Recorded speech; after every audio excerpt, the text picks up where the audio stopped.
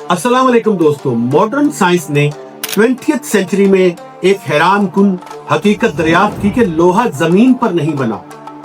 जब जमीन वजूद में आई थी तो उस वक्त दर्जा हरारत इतना ज्यादा था कि लोहा बन ही नहीं सकता था।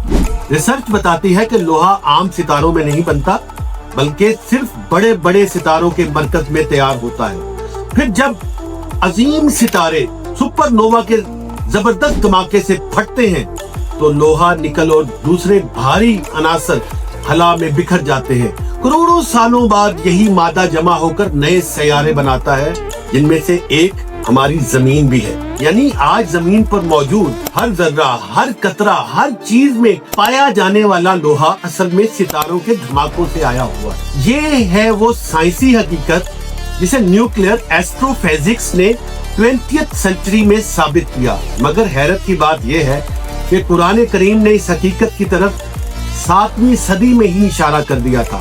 अल्लाह ताला ने कुरान पाक की सूरह अल हदीद में फरमाया, यानी और हमने लोहा उतारा जिसमें बड़ी शक्ति है और इंसानों के लिए बहुत से फायदे हैं। यानी कि अल्लाह कहता है कुरान करीम में कि हमने लोहा उतारा।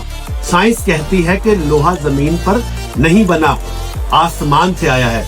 और कुरान ने जो कहा कि हमने इसे उतारा और इसमें बरकत रखी और इसमें ताकत रखी, तो आप देखें आज लोहे की जो इंडस्ट्री है पूरी दुनिया की एक लीडिंग इंडस्ट्री। अगर हम लोहे की बात करें तो दुनिया में नेचुरल रिजर्व जो है इसके, वो 3 ममालिक में बहुत बड़े हैं। एक उनमें है ऑस्ट्रेलिया, दूसरा ब्राजील और तीसरा रशिया। ये तीनों हिस्से दुनिया में लोहे के सबसे बड़े कुदरती ज़खायर रखते हैं और आलमी सप्लाई का बड़ा हिस्सा यहीं से निकलता है।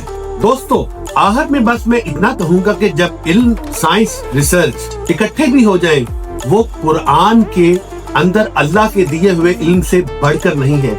यही वजह है कि अल्लाह ने रसूलुल्लाह सल्लल्लाहु अलैहि वसल्लम पर जब कुरान को वही किया तो 7वीं सदी थी और 20वीं सदी पे साइंटिस्ट वहां तक पहुंचे हैं। और आज दुनिया हैरान है कि कुरान का ये मौजज़ा मुसलमान भी नहीं बता पा रहे, क्योंकि हमने अपनी रिसर्च का दामन छोड़ दिया है।